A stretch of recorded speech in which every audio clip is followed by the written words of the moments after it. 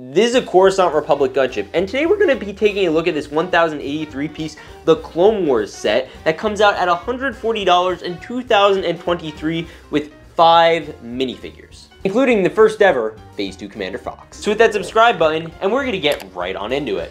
Starting off, we have a look at the box art. It is obviously a Coruscant Guard gunship, as they title it. They don't title it Republic gunship, which is kind of interesting, but it does obviously depict them on Coruscant, which is very nice. You have the clone in the bottom corner, and then you have a look at the minifigs and all of the details. It is set 75354.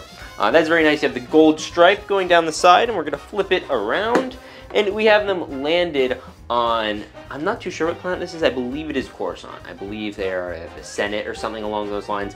You have a look at the play features. You have a look at all the figures being played around with. And then if you move to the other side, you have a look at the gunship, and it is a nice little side display of the box art. Now, also, we have Padme on this side, and then on this side, there's just a bunch of details, so nothing all that incredible. Now, let's move into the instruction booklet. This is the instruction book, and it is definitely a big one.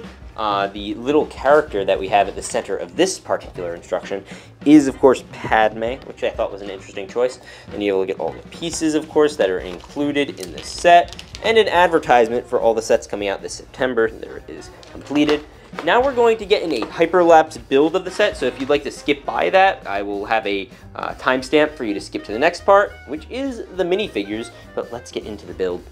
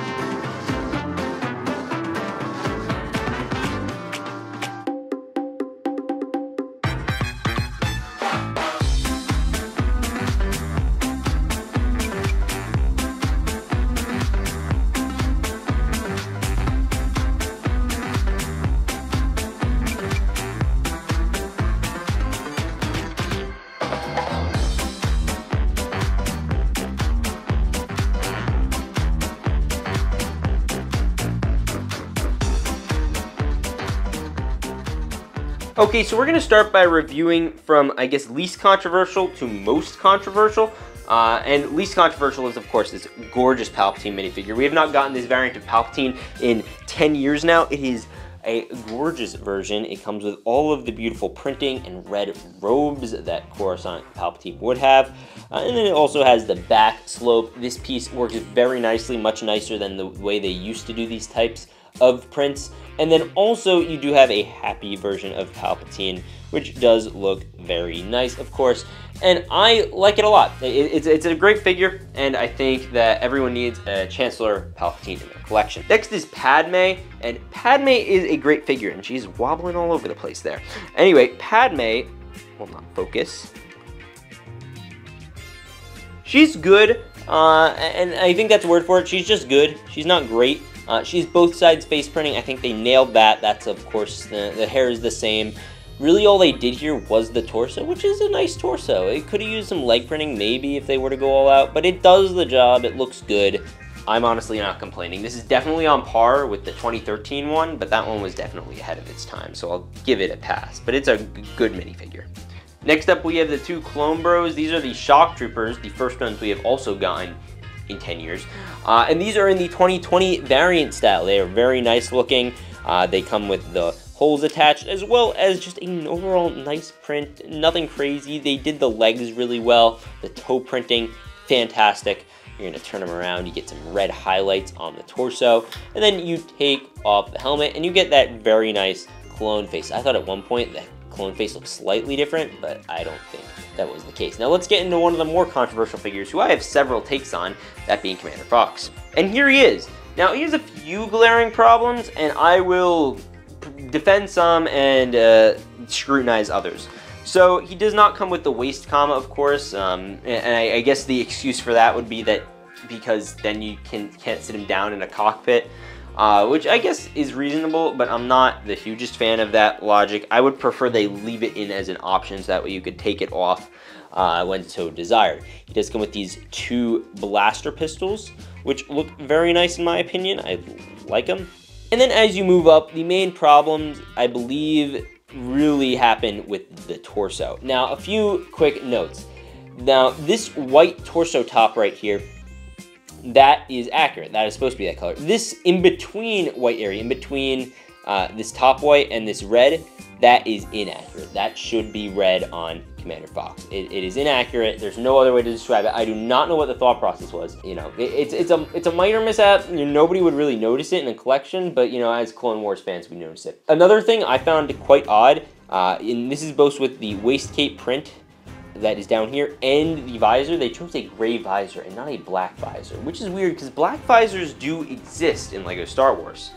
And I will take this off, and beyond that, it double makes no sense to me because the hands are black and it looks a lot sharper with just that one simple upgrade with the black visor. Now, I luckily have an extra one on hand so I could use it. Not a lot of people have it. It doesn't come in a lot of modern sets. There are blue ones, there are orange ones, there are gray ones accessible. There are no black ones accessible. So that is really a shame. It looks so much better. It matches the hands. I think this makes the figure closer to like an 8.5 out of 10. Now, as for the actual helmet printing, again, it's okay. The line that it has on Fox's helmet is like a little janky. It's a little misaligned. And I think the biggest problem, and we'll show the back torso printing, the biggest problem and the biggest crime of this figure is definitely going to be the torso print quality. Now, if you look through on his torso, you can kind of see it's kind of red. Now, it's white, but it's kind of red. It doesn't pop the same way red pops on white. It's kind of fading into the red plastic a little bit. I think that is inexcusable. That is not good. And that significantly hurts the quality of this figure. Being said, it is nice to at least have this particular character in LEGO. And it's not perfect. The first Captain Rex Phase 2 variant wasn't perfect either. So maybe we'll get another one in the future that is more accurate, but in the meantime, this is not great, and I wish LEGO would have fixed it, especially the print quality. That is most inexcusable. They should be including that in all new productions of the set. Well, ladies and gentlemen, now it is time to get into the review of the new Republic Gunship set. I would like to start off with a very manly thing, a size comparison. We are going to be comparing this size to the, I guess, official designed gunship. This isn't the official gunship, this is a part together knockoff thing, but it is the exact same instructions. And you can see there is a pretty substantial difference. As to when I go to pick this up, you see this, you turn it around, it's very big, it's a little heavier, it has the bubble turrets, obviously, it's a different design. Then we have this one, it's much lighter, and it has less, you know, figure space in the center.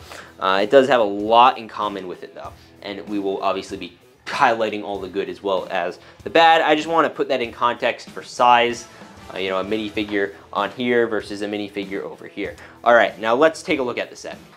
Now you do get two cockpit areas, and these are great because they come with an area obviously pull them up. And there are control panels as well as these little Republic stickers. Now, it is pretty easy to sit your troopers in. All you have to do is this, and you have pilots, which is, I guess, accurate because they do fly this particular ship, so no complaints there with the Republic gunship. And then you move down and you will look at the ball turrets. They move around. They have about a 180-degree turning radius. They're very nice. And then you move over here and you have the sticker, I guess, siding. I don't know what you call this. It was very nice texturing. I really like the way they designed this particular feature. You have this as a sticker. It's its own tile on a sticker. So if you take it off, you don't have to worry about like the sticker separating. And then you lift this up, and there is some room in there for stuff. Now, what you put in here, I do not know because it is very awkward to open, and there is like not the most amount of room ever. Certainly more than there was in the previous gunship. This was not a substantial area at all. But if you want to like load in like a bunch of minifigures for whatever reason, you totally can do that. You could probably fit up to like 5 or 6 in there if you really cram them in, but we comfortably fit about 3, and they, closes and everything. Now, personally, I think that this was intended for something. I think they intended initially on including some sort of build feature like an e-web, and they just never did, because there is plenty of room in there. And there's obviously, it's very in line with past gunship designs, which have had similar things. Usually there's like a little area in the center, but this gunship, I believe, is a different variant of gunship. Now, there is obviously a major difference in this set, which I want to get to and cover how many figures we could truly fit inside it without any adjustments. First off, I would like to close up the gunship for a second. We'll close up both sides. And I would like to take a look at the wingspan. Now, for all my Americans out there, this is about 1.5 feet long. For all the British people, I guess you're just going to have to type that into Google because I am too lazy to do that, or all you other countries. Anyway, we do have the, I guess, engine thrusters up here. In the previous gunship, we had like a little missile system, but that's not here, which technically makes this more accurate, but definitely less play features. And then you also, of course, instead of the bubbles here, have this feature, which, shoots. It's a stud shooter, so it shoots. Wow, look at that. It's a stud shooter, and it shoots studs. Who would guess? And that happens twice. That happens on both sides. Lack of stickers on the wings, which is kind of nice. And then it does flow very nicely. Now, I want to cover the actual side of this for a second, and I wish I could take off a wing, but it's not the most friendly, so we're going to start by moving back. And we have this area here. There's a little bubble ball turret type thing. You could just spin it around. It's the back of the gunship. It could go up and down. It could go left and right, depending on how you're watching this. And then obviously you have this little thing up here. And one of my favorite points in this entire build is the little, I guess, holding area. You have a little area in here. So if you want, you could store, Commander Fox's blasters or grenades or whatever you like. Or, holocrons. That would be where they would restore holocron back in the good old days. And then obviously down here there is a little door with a Republic sticker, and it was extremely hard to find in the instructions, but it was found. And then you lower it, and you can have the Clone Boys run out the back, even though there's not a lot of headroom. I'll be honest, there's not a lot of room to do that, but it is wider than the past gunship, but that's also because this gunship is shorter. Now, I would like to cover this. Let me try to take off a wing. And luckily, it's actually quite simple. All you have to do is get behind here and pull this out, and the wing comes off pretty easy. That's all that holds it in. And you will get a good look at this build. You will notice I did slightly misbuild this. The, I guess, brick layer piece is supposed to be the straight one. So I felt I should point that out. That is an incorrect build on my end. Being said, it is very beautiful texturing. I think they nailed this. Much more beautiful than the past gunship, in my opinion. I think they really did a great job with regards to designing the wing. It makes it flat, sleek, very nice looking. Now, you open it, obviously, by just kind of pulling back on this. You do this for both sides. And then you have about this much room in the gunship, which is a significant downscale from the last one. Now, I'm going to grab some shock troopers, and we're going to see how many we can fit in here. Alright, so I got a handful of them here.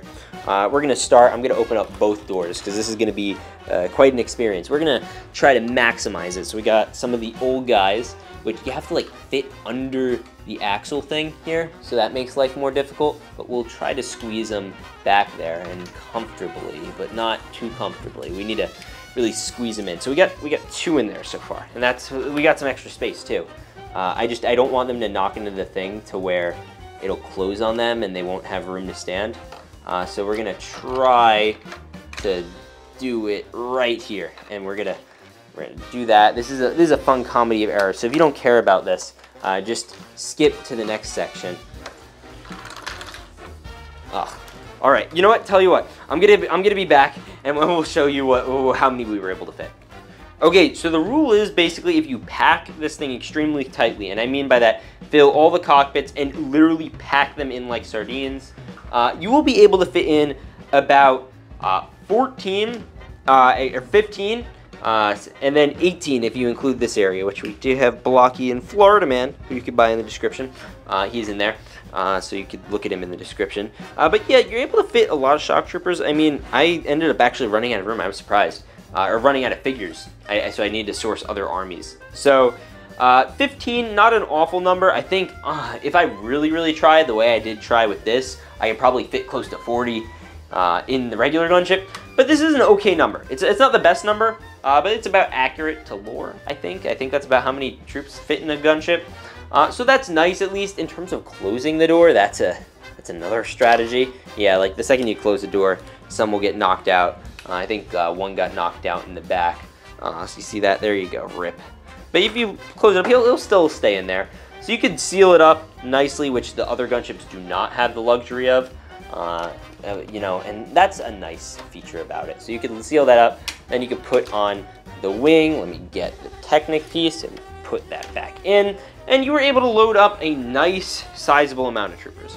So that's a little, that closed some of my fears about the set. You can still fit a good amount. I wish they gave more stud space, and realistically, I would have given just more area for studs. Like, I wouldn't have left this much flat space in there, because that is the crucial play feature of the set. It's a troop carrier. That's its function. That's why people will buy this set. Now, let's get into my final thoughts. Now, this I would consider a sister set to the ATTE set that came with Commander Cody. They probably should have came out around the same time, but due to scheduling and desires and wants of people to have the Commander Cody set, this came out a little bit later. $140, and that is a whopping 1 piece more than the last ATTE at the same price. So they're effectively the same price, same size in terms of piece count, which is nice. And in terms of figures, that one did come with more on paper. It came with 4 figures and 3 battle droids. So basically you're subbing in one of these figures for 3 battle droids, and then you get the 4 others.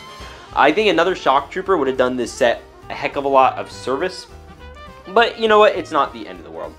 Now, personally, in terms of selection, this is my issue. I like the uniqueness, I like the newness of it.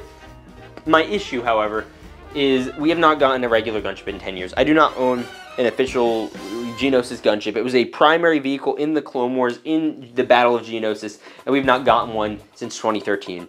And the first gunship we get is this, and I do not like that a lot. I think they're trying to differentiate it from the UCS one, which is still on shelves, and they want to make it unique and have Fox and all those guys in at the same time. But I would have preferred they came out with a regular playset, because chances are now, in order for me to get that, you know, it's going to be a lot more work. And I do expect to see mods and stuff, but you shouldn't have to mod it. It is inverted, if you notice. So, like, this would be red on the regular gunship, but this is white on this gunship, or, like, vice versa. So that goes for literally everything here. So that's kind of an interesting little detail. And I do like the theming. I like the figure choice. I think it was a good selection. I don't think I could have come up with a better selection if I tried, other than maybe if they included like an obscure senator or something along those lines. I really do like the figure selection. The printing on Fox, especially where like the red fades into the white, is not ideal. That's not great. I'm really unhappy with that. And overall, the set is a solid, I'd say 7.5 to 8 out of 10. It's a solid build. It's a little small for my likings. Is it more accurate? Yeah. But for the price you're paying, I would have liked the pieces to be a little bit larger, and it feels larger in scale. Obviously, you do have this little feature where you can pick it up, and I didn't fully explicitly call that out. It's very hard to access that, and I know that the set is made for 9 and up, so you need to at least be, you know, 10 or 9 to hold it, and it's a little hard to access, unlike the other gunship where it was very easy to do this. So that's my main criticisms. I hope you like them, and I hope you like this set. I really hope you buy it, because it's a good set. And I love the Clone Wars, so if you love the Clone Wars, it's a must-buy. If you're not as hot on the Clone Wars, don't get it. But if you love the Clone Wars, like I do, it is another great clone set to have in your collection. I think everyone should have at least one Republic gunship in their Star Wars collection. But with that said, I hope you guys enjoyed. Tell me your favorite figure and if you're going to be buying this or not in the description. I'll leave a link if you want to buy it. I'll see you on the next one. Peace out and stay awesome.